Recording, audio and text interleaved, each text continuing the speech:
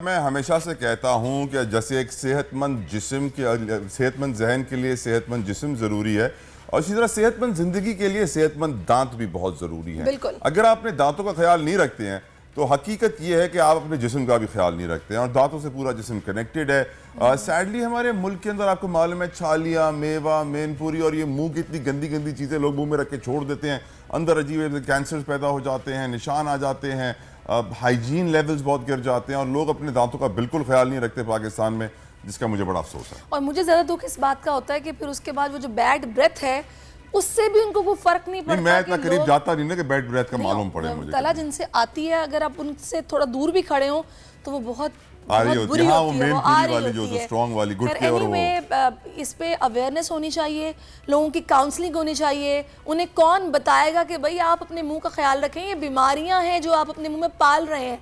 इसी सारी सूरत हाल पर बात करने के लिए एक बड़े ज़बरदस्त से डॉक्टर साहब हैं जिन्हें आज हमने अपने प्रोग्राम में दावत दी है।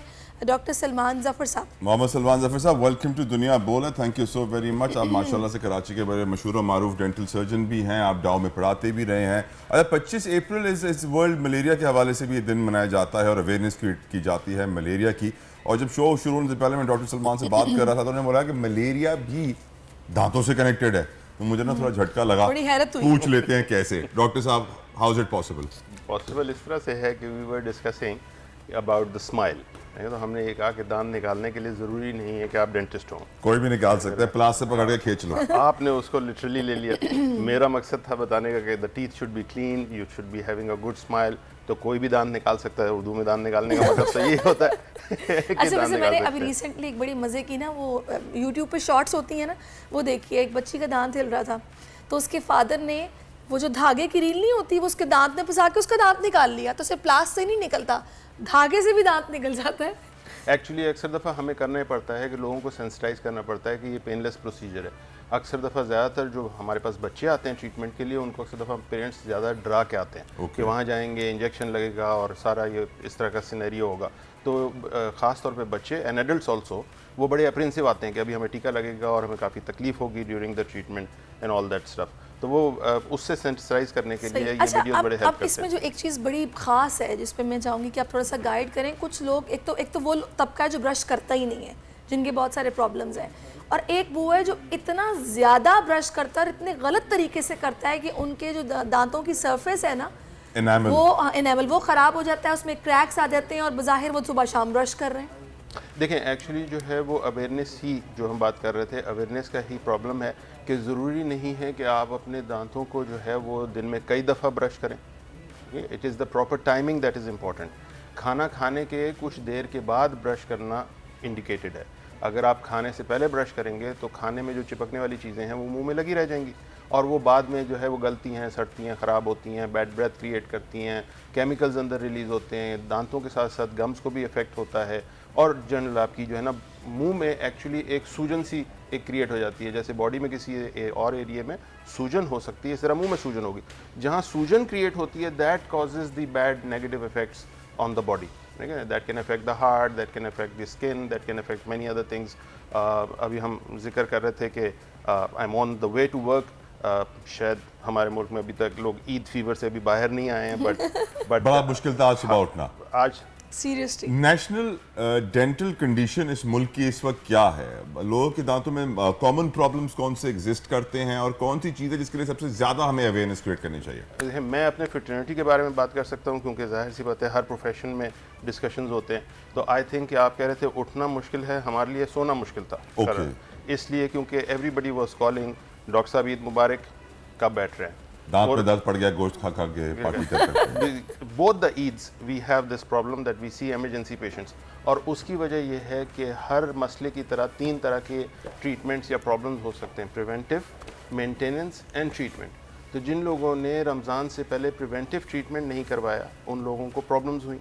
जिन लोगों को रूटीन मेंटेनेंस नहीं करनी आ रही, ब्रशिंग, हाइजीन, फ्लॉसिंग, उनको प्रॉब्लम्स हुई रमज़ान में और अभी भी। और वो लोग जिन्होंने ट्रीटमेंट अधूरा छोड़ दिया या ट्रीटमेंट ना करवाया उन लोगों को प्रॉब्लम्स हुई। तो ये पूरे मुल्क में हर तबके अच्छा, के I लोगों के think so, साथ प्रॉब्लम्स जिन रही। लोगों को बहुत ज़्यादा एसिडिटी रहती है उनके भी दांतों के काफ़ी प्रॉब्लम्स होते हैं। उसकी वजह उन लोगों को, जिन लोगों को कहते हैं कि खट्टे डकार आते हैं, वो एसिड रिगर्गिटेशन, रिफ्लक्स जिसे कहते हैं। बिल्कुल, तो बिल्कुल ऐसे ही है जैसे आप किसी भी चीज़ के ऊपर तेज़ाब मल दें तो इट विल स्टार्ट डिजॉल्विंग। इसी तरीके से दांत जो हैं वो they have this polished surface, वो अंदर की साइड के ऊपर, बाहर की साइड से शायद नहीं नज़र आएगा, बट अंदर की साइड के ऊपर, क्योंकि वो एसिड ज़्यादा अंदर आके अंदर की जो दांतों की सरफेस है उसको अफेक्ट करता है। हमारा मकसद ये है कि लोगों में अवेयरनेस पैदा होना। दो चीज़ें जो कि मैं चाहूँगी कि आप जिनका जवाब दीजिए, एक तो है कि हमें अपना ये जो ब्रश है, टीथ ब्रश, ये हमें कितने अरसे के बाद चेंज करना चाहिए, भले वो ख़राब है या नहीं है। बाज़ औक़ात तो ब्रश की शक्ल बता देती है ना कि ख़राब हो गया है, ये मुझे बताइएगा कब एंड चेंज करना सॉफ्ट, चाहिए। Medium, hard, how do we decide कि कौन सा ब्रश यूज और करें? दूसरा ये स्केलिंग जो कुछ लोग अक्सर कराते रहते हैं कि उनके गम्स ख़राब हो जाते हैं, वो हमें कब करानी चाहिए? अच्छा देखिए, इसमें यह है कि मैं अक्सर दफ़ा लोगों को समझाने के लिए जिक्र करता हूँ कि पहले हर मेडिसिन का जब ऐड आता था तो उसके साथ नीचे लिखा हुआ होता था कि अगर आपकी तकलीफ़ की अलामात या बरकरार रहें तो आप अपने डॉक्टर से या मॉलेज से मशवरा करें। So it is better that you take the toothpaste और the toothbrush to your dentist, और वो आपको बेहतर सिलेक्ट करके बता सकते हैं कि आपके लिए कौन सा बेहतर होगा लॉन्ग टर्म यूज़ के लिए। एक दफ़ा जब समझ लें, you can repeat that, keep buying the same kind of shape, sizes toothbrushes के, उसका मटेरियल किस तरह का है, वो सारे फ़र्क होते हैं और उनका असर होता है। बहुत सारे लोग जो हैं वो बहुत हार्ड ब्रशिंग करते हैं, गम्स को ब्रश करते हैं। गम्स को ब्रश करना बिल्कुल ऐसी है जैसे आप खाल को रेगमाल से ब्रश कर रहे हैं, तो you brushing your gums away. इसी तरीके से दांतों की जो सरफेस है उसके ऊपर अगर आप बहुत हार्ड टूथ ब्रश इस्तेमाल करें या गलत एंगल पे इस्तेमाल करें तो वो साफ़ नहीं करेगा। अब आप कई दफ़ा हमारे पास लोग आते हैं जो कहते हैं कि जी हमने 4 दफ़ा 5 दफ़ा हर मील के बाद, हर स्नैक के बाद ब्रश करते हैं और उसका रिजल्ट हमें नहीं नज़र आ रहा एनामल होता। क्रैक भी कैसी वजह से होता है? देखें, एनामल जो है वो is something that is form from the outside of the body. वो है तो मुंह के अंदर, but it is the outside surface, so it is the same thing as your skin. अब स्किन ओवर ट्रीटमेंट के साथ जिस तरह ख़राब हो सकती है, फट सकती है, ड्राई हो सकती है, इसी तरीके से दांतों की भी फ्लोराइड एप्लीकेशन या डिफरेंट चीज़ें अगर आप बहुत ज़्यादा करेंगे, और अक्सर दफ़ा क्लेंचिंग होती है, पैराफंक्शनल हैबिट्स हैं जिसमें छालिया is a common thing, too much chewing gum is there, रात को सोते हुए लोग दांत पीसते हैं, गुस्से में दांत पीसते हैं, वैसे स्ट्रेस के अंदर जॉस को क्लेंच करके रखते हैं। इन सारी चीज़ों की वजह से एनामल बिल्कुल सख्त होने की वजह से it can flex and it can break also. और बाकी जो आपने जिक्र किया कि स्केलिंग बार बार करवाने से, of course if you don't have the proper equipment, if you don't have the proper technique for scaling, देखिए हम कोई भी चीज़ खाते हैं वो दांत के ऊपर से रगड़ के जाती है, तो वो उसकी वेयर हो रहा है एनामल का, सिग्निफिकेंट नहीं होता।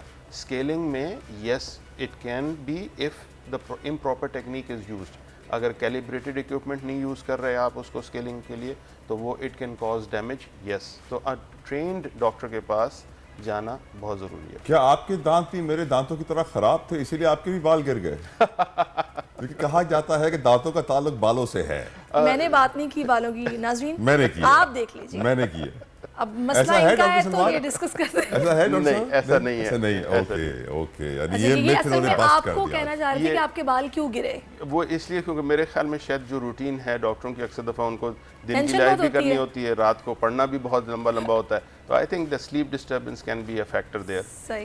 डॉक्टर साहब आप ये बता दें फाइनली, नंबर 1 क्वेश्चन, नंबर 1 तो नहीं, अब तो खैर बहुत आगे। नंबर 1 क्वेश्चन कि टूथपेस्ट कौन सा अच्छा है? कौन सा अच्छा एंड द है? मोस्ट फ्रीक्वेंटली आस्क्ड क्वेश्चन कौन सा इस्तेमाल करना चाहिए?